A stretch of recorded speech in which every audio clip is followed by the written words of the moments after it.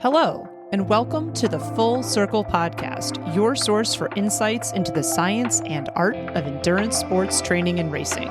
I'm your host, Coach Laura Henry. Today is Coach Tip Tuesday.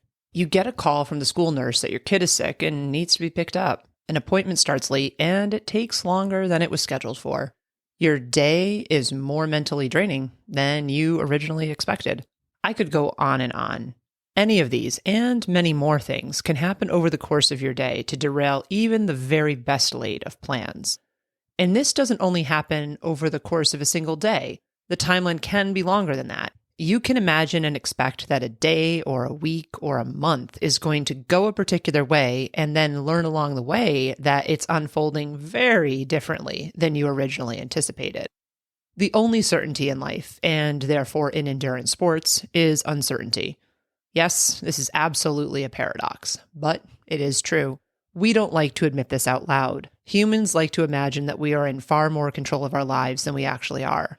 Endurance athletes, who often have type A qualities, if not full-blown type A personalities, such as ambition, competitiveness, drive, organization, the ability to work well under pressure and urgency, have an even tougher time stomaching the truth that they are not as in control as they think they are, sometimes going as far as to deny it outright. The very same qualities that enable endurance athletes to set goals and to endure over the long run, pun intended, to pursue said goals can, again, paradoxically, be the very same things that limit them or cause issues in their training, racing, and goal achievement. Precisely because endurance athletes are high achieving, goal-oriented, and driven, they can have a hard time exercising patience, grace, and adaptability when things do not happen the way they want or expect them to. Yet, adaptability and the ability to be flexible mentally and physically are arguably the most essential qualities for endurance athletes to, endure. To endure means to exist in the same condition, to experience pain or suffering for a long time, and to accept something unpleasant. Essentially, to endure means to exist in a state of discomfort and to understand that a desired result will take a long time to achieve. Only by adapting to what actually unfolds in their lives and their training can endurance athletes chart the safest course toward their goals that will give them the highest probability of reaching their desired outcome. An inability or an unwillingness to adapt can significantly increase the risk of injury or unrealized goals. I often tell the athletes who I coach that while their goals are set in stone because they are so important to them and they are the North Star that guides how we plan their training and their workouts, the path to get to those goals is not set in stone. Rather, that path is cast in sand. It is movable, changeable, and fluid. It adapts to the obstacles that it encounters along the way so that it can still ultimately reach the intended destination. Embracing this truth, that adaptability is critical to success, is so important for endurance athletes of all abilities, regardless of whether their primary sport is running, triathlon, cycling, hiking, or swimming, and no matter what ability level they are. Whether they are a runner, a triathlete, a cyclist, or a swimmer, all endurance athletes will encounter a situation where they need to make a decision about whether or not to consciously change something about their training from how it was originally planned.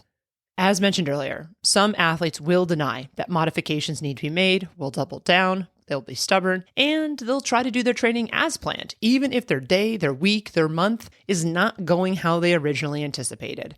Others will attempt to double up or make up something with the false notion in mind that either of these options is the same as completing things as they were originally planned. Spoiler, it's not. Other athletes will give up on training entirely when they can't do something as they originally envisioned they could or that they should. It does not have to be this binary, this all or nothing. I've seen time and time again over the years that athletes who are the healthiest and the most successful over the long term, aka over many seasons or many years, exhibit two important qualities: consistency and adaptability. I've long touted the benefits of consistency for endurance athletes. It is, in my humble opinion, one of the three most important things that I talked about in episode 37 that any endurance athlete can do for their training and performance. One of the most important mechanisms to implement consistency is adaptability. Adaptability is the quality of being able or willing to adjust to new conditions and to cope with unexpected circumstances. In addition to this quality being necessary in day-to-day training and over the course of an entire training cycle, it is critical for athletes on race day itself. Adversity will always always pop up in one form or another, both in training and on race day, and perhaps most especially on race day. Practicing being adaptable in training is key because it enables athletes to hone this skill and therefore be prepared to be adaptable to undesired or unexpected circumstances on race day, thereby giving them a better chance of successfully managing said race day adversity. While endurance sports training is centered around our goals, and for many athletes around a race where they are seeking to achieve those goals, endurance sports training is not only about preparing for a race day. Endurance sports are a constant mirror and training stage for life itself, and thus the skills and qualities we develop in endurance sports training have carrying and staying power into our daily lives as humans. A hard truth that all athletes learn over time is this: when something unexpected pops up in an athlete's life, changes will happen, both in the athlete's regular life and in their training. Learning and embracing the skill of adaptability is so important because this gives athletes more control over which changes will be made. A refusal to acknowledge that something needs to change or doubling down on what was originally planned will not stop a change. It will just reduce, if not outright remove, an athlete's control of the change. Endurance sports provide a nice vehicle for endurance athletes to learn this important human life lesson. While most endurance athletes can recognize when something isn't going how they wanted or they expected in their training and racing, understanding and knowing what to do about it is far more challenging. How do endurance athletes know what modifications or changes are best to implement in their training and on race day? The truthful answer is one that almost no one likes to hear. It depends. Many people, influencers, athletes, and coaches alike will attempt to provide clear and definitive answers to this question because a clear and definitive answer is what most people are seeking. So, a lot of people will give an answer that they know the person or their audience wants to hear, which may or may not be the full truth, aka what they need to hear. When things are unfolding differently from what was planned or expected, determining which modifications and changes to workouts and training are best depends on a wide variety of factors, to include, but not limited to, what circumstance is necessitating the change, how impactful the circumstance necessitating the change is on the athlete, both mentally and physically, what the athlete's recent training looks like, what the athlete's training history and experience is, what the athlete has going on in their personal life at that time, what the athlete's goals are, what training phase the athlete is in, what the potential costs and benefits of a particular modification or change are to the athlete and their training. As a result of there being so many factors to consider, athletes often default, especially when they are on their own or when they are self-coached, to an all-or-nothing mindset because this is a simpler and, at face value, easier thought process and pathway to take. It is complicated and, at times, time-consuming to evaluate a wide range of options and attempt to self-select the best option. It is impossible to actually know which choice will be the best one. All we can do is choose the option that we think is best and then see how that decision unfolds. This uncertainty can feel overwhelming and crippling to athletes. In the face of that uncertainty and that amount of mental work, many athletes will disengage and default to the simpler and easier all-or-nothing pathway. As a coach, serving as an evaluator of situations like this is one of the main roles I play for the athletes who I work with. When something doesn't go as planned, many of them reach out and ask what they should do. More times than not, I offer a recommendation that differs from what they would have self-selected, or, if we're all being honest here, what they probably want to be doing. I am a third party when it comes to their training. While I care deeply about each athlete who I work with, their training, and their goals, I am not as biased as they are about these things because my emotional investment isn't, and never can be, the same as the athletes themselves. This is because it is utterly impossible for any human to be unbiased about their own life or circumstances. I also have the benefit of 15 plus years of experience of working with hundreds of athletes. All of this means that I can quickly, and at this stage of my career, usually pretty accurately, assess the options at hand and make the best recommendation for the circumstances I see in play for an athlete. When life happens and things unfold in ways that athletes didn't expect, I often hear some version of "I'm sorry" from them. I've seen that when things do not go as people want, athletes often go into two rather unhelpful mental spaces. The first is where they are feeling overwhelmed and feeling like they cannot do everything. The second mental space is one of disappointment, usually in themselves, where they fixate on everything they didn't or couldn't do. I have a rule that I enforce with all of the athletes who I coach. They are not allowed to say "I'm sorry" unless they have done something that they should be remorseful for. Life happening is not something to be sorry for. Life just happens, and it is okay.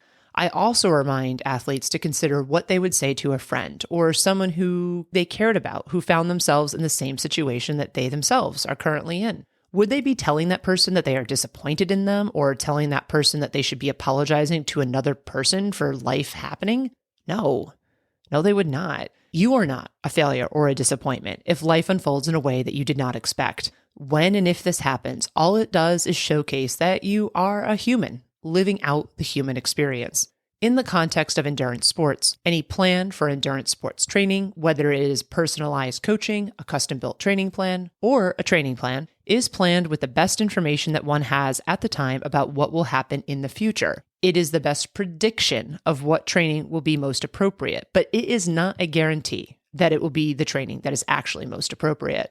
When that information is updated based on real-world happenings and experiences, it stands to reason that the training should also be updated to align with what is most appropriate given that new information. A common phenomenon that I've observed among athletes since I started coaching is that they absolutely do not like altering their training schedules once they see them. For athletes who follow training plans or even custom-built training plans, this can become quite an issue since these training options plan out training many months in advance. But this dislike of modifying training is not unique to athletes who follow training plans or custom-built training plans. Even athletes who are on coaching, where training is written in shorter batches, such as 1 week at a time, do not like altering their training once they've seen that plan. Once athletes see what the plan is, they start to think that that is the only plan that there should be and that training is what they should, quote unquote, be doing. They cannot see or imagine that something else might be best. As an extreme example of this behavior, I've had athletes forget to tell me that they can't do a workout on a given day. Instead of eliminating the workouts that I planned for those days, athletes often try to double up or cram the workouts in on the remaining days of the week, falsely thinking that they must get in all workouts that are on the schedule because all workouts are necessary, regardless of the fact that I didn't have all of the relevant information at the time that I planned their training schedule. But once again, this is not true. This is a story that the athlete is telling themselves. In a situation like this, if I had known that an athlete couldn't do a workout on a given day, the original schedule I wrote would have looked different than the one that I delivered and that they saw. The best training an athlete can do, or the training that an athlete, quote unquote, should be doing, is the most appropriate training for an athlete at a given point in time based on the totality of circumstances going on in their life and in their training. It is fluid. It can and should change based on learned and or new information. When things change and a modification to training is appropriate based on a new set of circumstances and a new set of information, there are many options for said modifications. Here are just some examples. Adjusting the duration of a workout, adjusting the number of intervals of a workout, adjusting the intensity of a workout, adjusting the premise of the workout. For instance, switching to rating of perceived exertion or RPE instead of using power, pace, or heart rate as the basis of the workout. Changing the workout type, for instance, swapping in a swim for a bike or a run. Eliminating a workout or a series of workouts.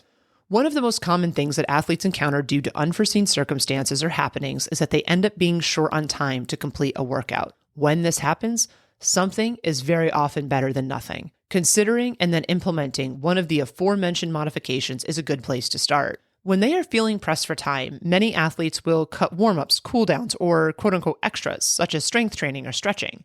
Eliminating strength training can be more costly over the long term than athletes can often appreciate, so this is not a change that I often recommend. I also typically do not advise cutting warm-ups, cool-downs, or stretching, since all of these elements set the stage for the more fun aspects of training, aka the main sets or the primary sport workouts. While seemingly innocuous in a one-off situation, changes like this and failure to consistently engage in these supporting habits over time can snowball and negatively impact what you will be able to do in later stages of training. Another common thing that athletes experience due to unforeseen circumstances is a high mental stress load. As I've talked about so many times over the years, stress is stress. The body and mind knows when it is under stress. But the body and mind are absolutely horrible at distinguishing the source of that stress. So regardless of whether the stress is imposed on the body due to a hard day at work, a fight with a spouse, a difficult situation with one's children, a lack of sleep, illness, or a workout,